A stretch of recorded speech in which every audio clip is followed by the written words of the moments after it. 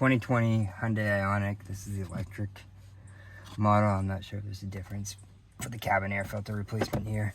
I'm gonna open up the glove compartment, pull out this, just half turn. Then I can lower my glove box all the way. The camera's picking this up. Put it in there. I'm just gonna pinch these and pull. There's our cabin air filter.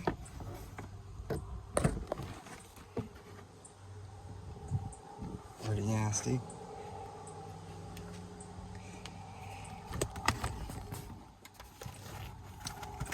Here's the replacement one.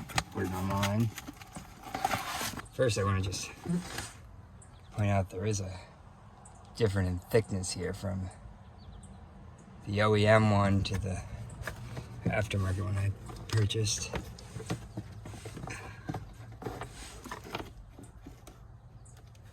So there's a little bit of gap there, but I don't think it's going to matter terribly. Goes in like that, and then just push it back in.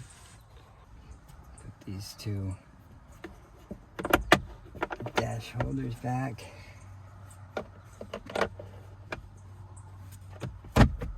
And there we go. Done.